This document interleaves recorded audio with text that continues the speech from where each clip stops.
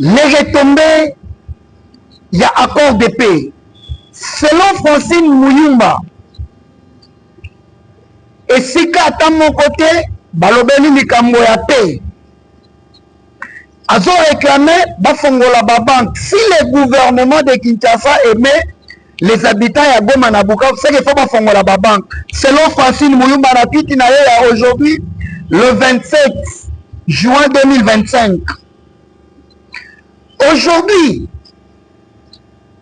selon le gouvernement et selon Trump, c'est la victoire dans le processus de paix à mettre les fins à Bitumba RDC et RDC Rwanda. Le propos de Francine Muyumba, il faut tout en profondeur. Qu'est-ce qu'elle veut au juste? C'est comparer avec Vladimir Kayikwamba ou soit c'est juste à lui dire Ayokana na Misu ou bien Ozie Yabatou. Rencontre entre le président Fachi et Olusegun Obasanjo. Bayaki kosolola nini, bayaki koyokana nini.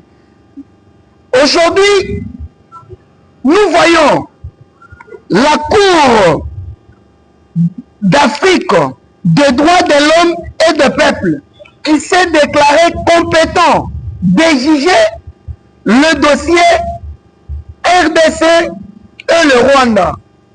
Processus de paix de l'autre côté. Au juste, qu'est-ce qui est en train de se préparer? Bon aimer, bon liker, bon partager, bon commenter. Une façon de nous soutenir, c'est votre communicateur d'investigation. Moi, Namukolo Mabele, c'est le Pascalius Kavoulou. Tobani Malamoko. Le camp de Kabila, il ne voit pas là où Esika Bakomito va signifier la paix ou bien le retour de paix na kati ya corps.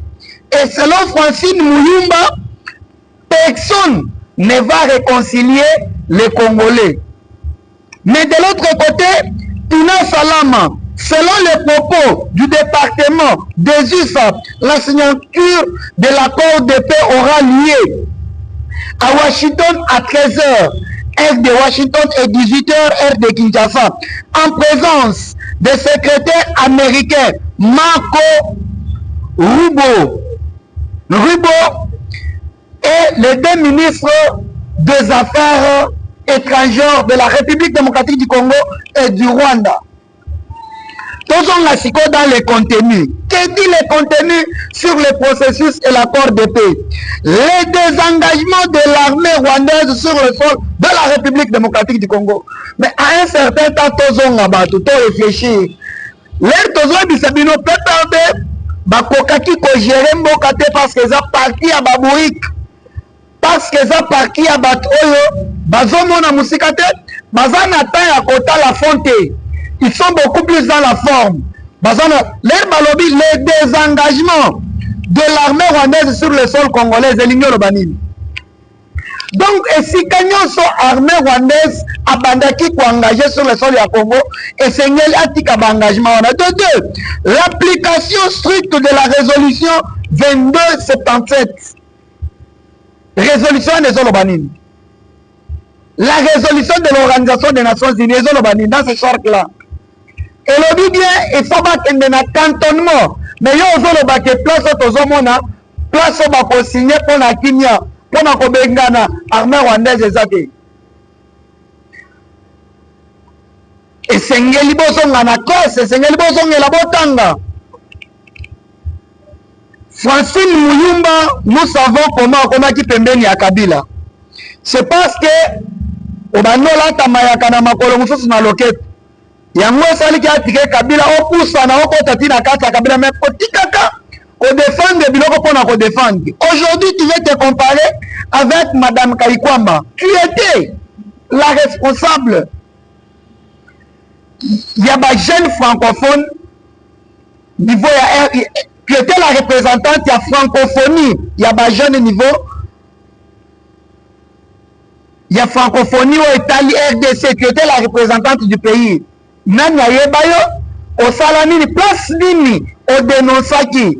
à l'époque de Kabila, oye, abandonné qu'on fait le mixage na brassage. Au Tigale Fongola Monoko, nous sommes agressés, même par le M23. Au Tigale, est-ce que Yomoko Ebi bat défi aux Alakanaka de la jeunesse congolaise? Est-ce que Yo Oyebi pas problématique aux Alaka dans la jeunesse congolaise?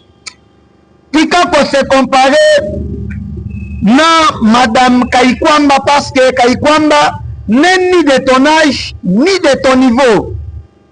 Pour ne pas aller beaucoup plus dans ma vie privée, tu n'es qu'une bande de postulateurs, une figurante. Donc tu es une fanfaronne. Oyo Kabila Salelaka. Donc arrête de distraire le peuple congolais et les affaires du peuple congolais seront traitées par les Congolais. Oui, on le dit bien. Mais pose-toi la question, est-ce que Joseph Kabila est congolais? Est-ce qu'un Congolais, quelqu'un qui aime les Congolais, parce qu'il faut d'abord partir dans le sens, celui qui aime les Congolais peut accepter voir les Congolais mourir pour chercher une négociation? Tu dis tout simplement que Bolingi Congo, mais Bolingi ba Congolais. Aujourd'hui, Kabila Tikali Mbeya Mbeya. Et on se pose la question, aujourd'hui, match est aussi là. Parce qu'après cette rencontre, je vais vous dire, Trump à Kokutana, na les deux ministres des Affaires étrangères. À Kosololana Bangoni. Avant de passer, il y a une question qui est posée. Pourquoi cet accord ne passe pas au niveau de l'Assemblée nationale? Va commencer d'abord par interroger la constitution du pays. Les accords de paix, c'est bien mentionné, c'est l'accord de paix.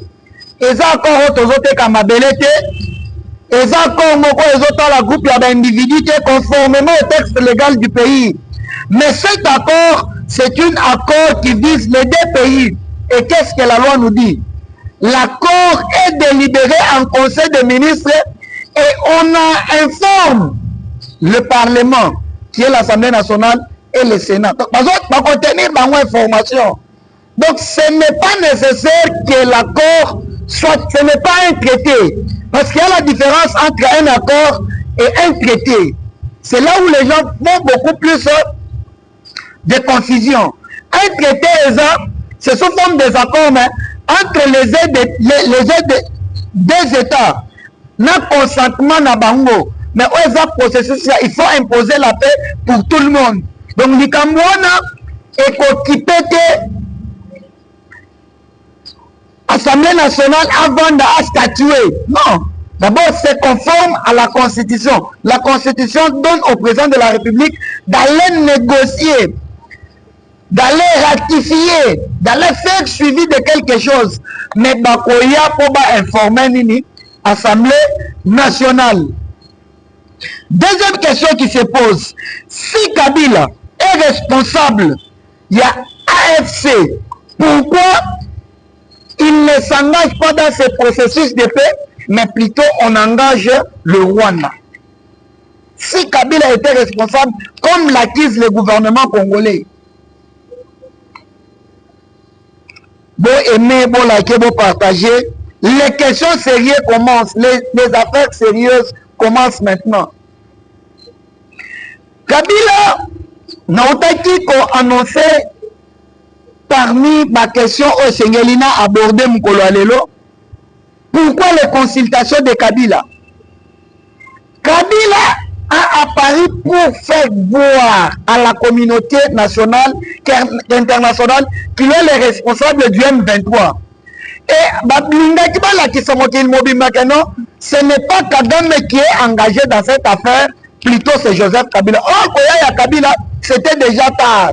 Déjà la communauté internationale, l'Organisation des Nations Unies, dans le rapport Nabango, qui déjà que la RDC est agressée par le Rwanda. Et quels sont les raisons qui Rwanda a agressé la République démocratique du Congo? Dans la raison Rwanda a argumenté, c'était l'accord de l'INERA au Bassignaki dans Mosé Laurent Désiré Kabila. Et que dit cet accord? Ceux qui Basungi a commis président de la République, il faut appeler ça bango, moi espace to etenya mabele ya mboka na biso. Or, Mouzé Laurent Désiré Kabila a signé cet accord pas comme un président de la République, mais plutôt comme un rebelle. Or, un rebelle, un individu simple, ne peut pas engager tout l'État. On comprend que dans ce processus de paix, ce n'est pas la personne de Tshisekedi qui va signer dans ce processus de paix, mais plutôt c'est le ministre des tutelles, le ministre des Affaires étrangères.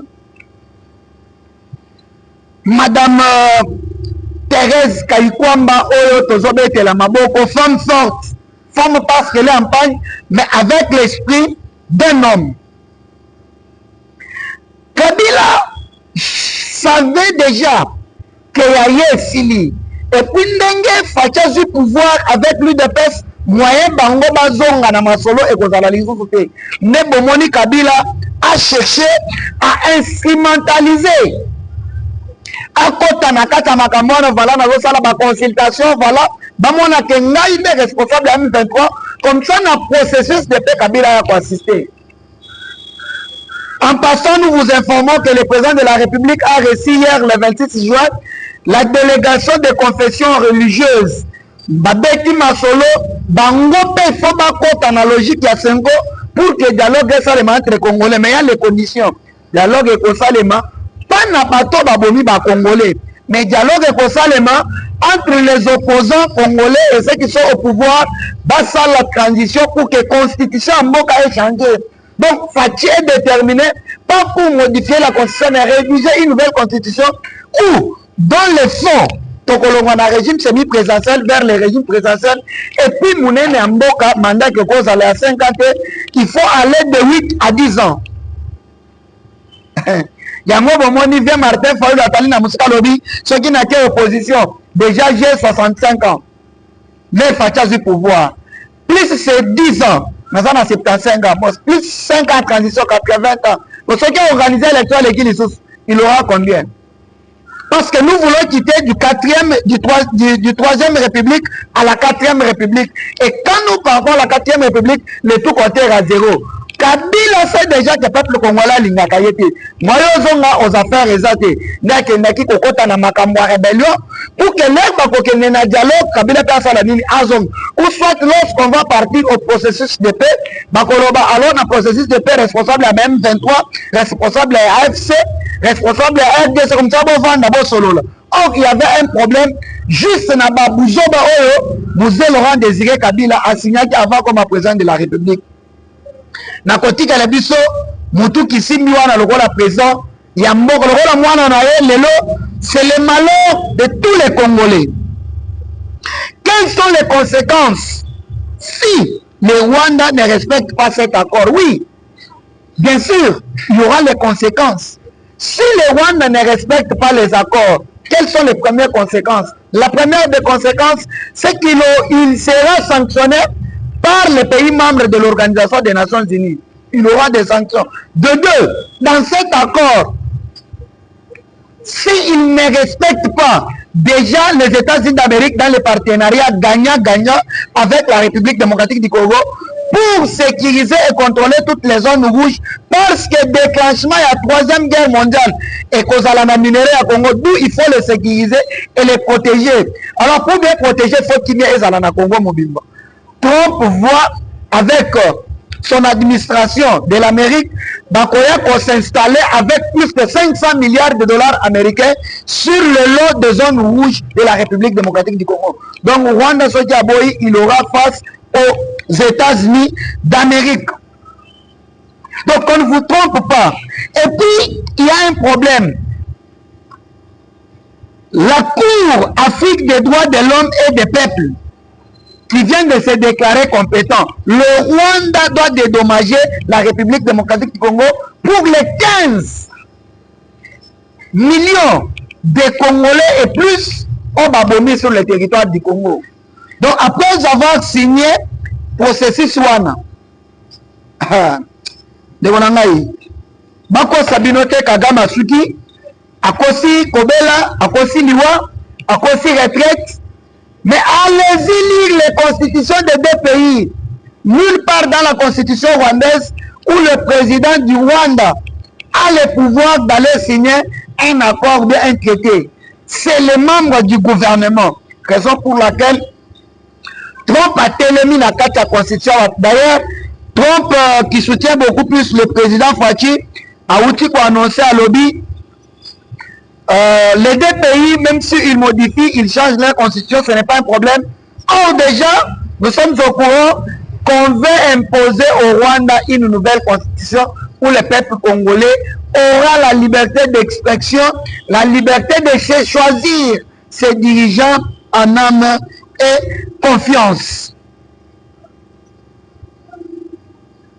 Rencontre du président Félix Antoine Tshisekedi Tshilombo et l'ancien président Olusegun Obasanjo qui a été choisi comme le facilitateur de l'EAC et du SADC. Olusegun à ce stade a les sous la fonction à mon côté à faciliter qui que ce soit. Parce que ce qui prime maintenant, c'est l'accord de paix qui sera signé aux États-Unis d'Amérique. Ailleurs au Congo avec but et mission précise. C'est quoi sa mission? Sa mission est juste. Il y a Fatiayo que la Kabila Mawa. Parce que dans l'accord qui sera signé aujourd'hui à 18h30 heure de Kinshasa, il y aura le respect. Je dis qu'il y aura le respect de résolution 2277. Et cette résolution, tout la rébellion, il faut battre en Rwanda. C'est pas à partir de Rwanda au triage Jérusalem. Tu es Congo, Congolais, aux na Congo.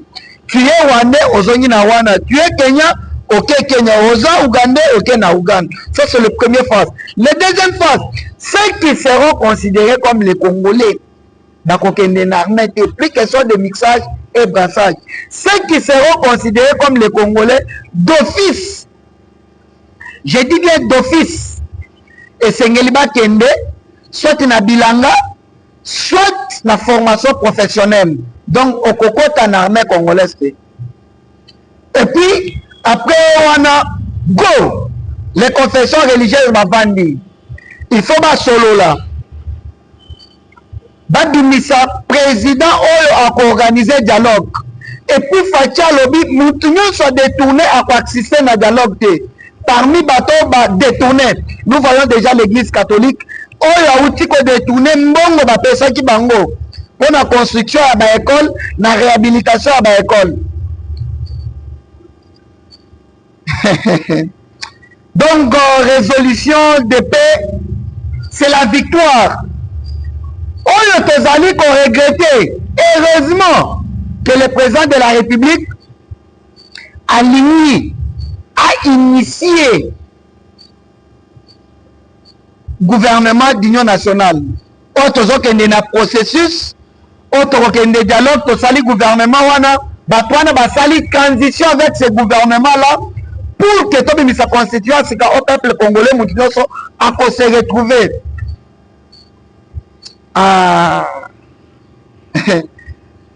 Comment le ministre de la jeunesse, cette très grande victoire, parce que en République démocratique du Congo, 70% de la population est encore jeune. Et c'est 70% de la population qui devrait jouir de cet accord. N'a beaucoup de chef de l'État. Chef de l'État a éclairci Bango. Le bien fondé de cet accord, parce que la jeunesse d'aujourd'hui, Bangonde bakokamba Congo ya lobby, Bangonde Congo ya lobby eza bango. Tomoni mwana mwasana na ibi ata Congo na yete, azalaki vice-bourgmestre incompétente. C'est pourquoi le gouvernement d'union nationale, c'est le gouvernement le plus faible de tous les gouvernements. Chance pour essayer de changer la constitution, tout le monde a un régime semi-parlementaire au régime présidentiel, où le gouvernement ne sera pas redevable devant l'Assemblée nationale. D'office, le président de la République soit le chef du gouvernement. Moi, je suis un parti à Fifi Masuka. Oh, mon toutou, c'est que Fifi Masuka. Mais tel ministre n'a pas de biloko azosala. Biloko abwe salema n'importe la Kabila. Celui qui a organisé l'activité, c'est le Conseil national de la jeunesse, que vous devez nécessairement appuyer par rapport à ces initiatives.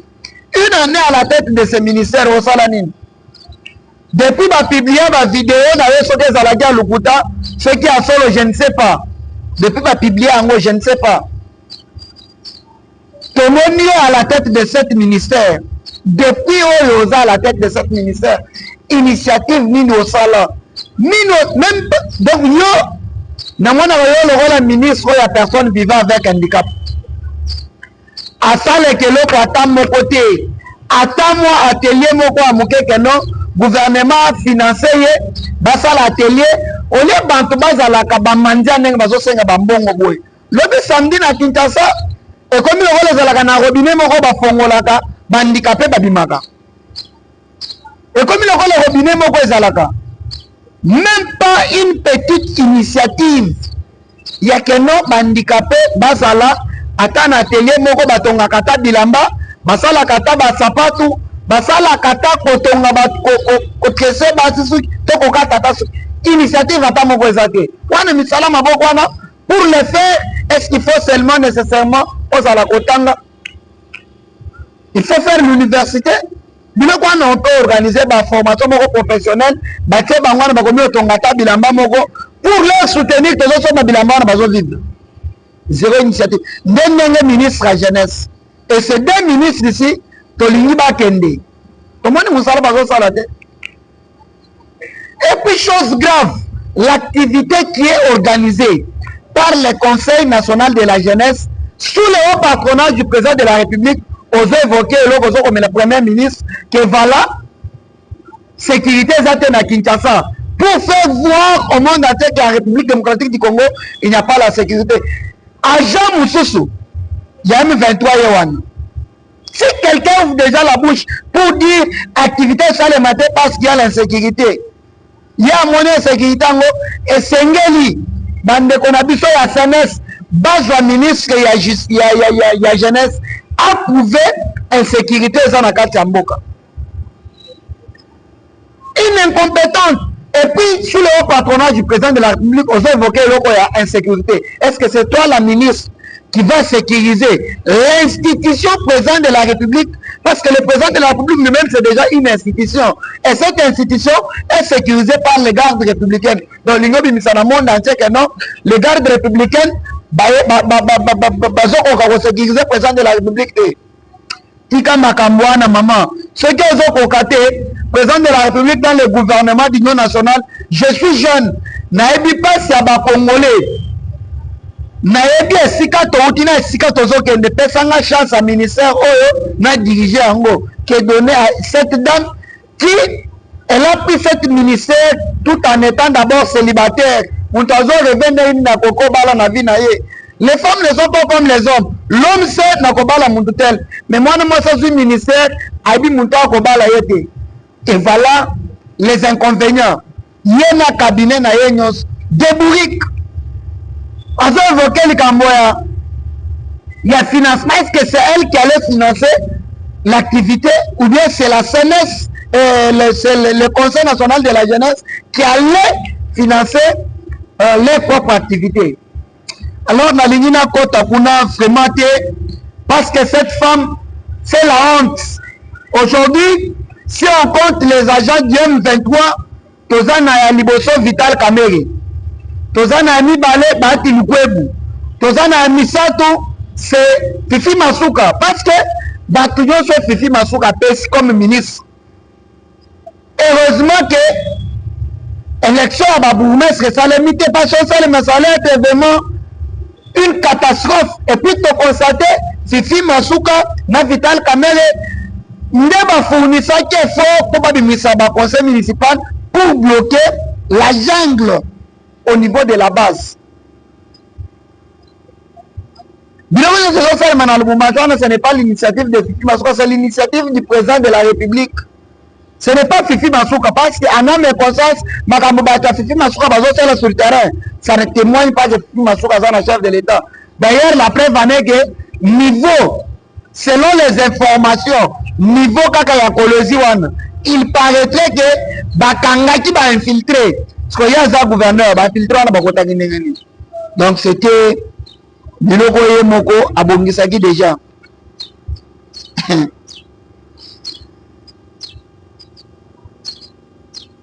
Les propos de Francine Mouyumba. Aïe, aïe, aïe. Ozalaki numéro 1, il y a jeunesse congolaise na francophonie au Salamini. Oloba nini. Tu as d'abord l'incapacité de défendre cette jeunesse. Liboso ya tribune, liboso francophonie. Et puis on commence que personne parce que le responsable de la francophonie, Aza, il y a nationalité rwandaise. Et moi, je te soupçonne comme une rwandaise. Comment expliquer une congolaise? Oh,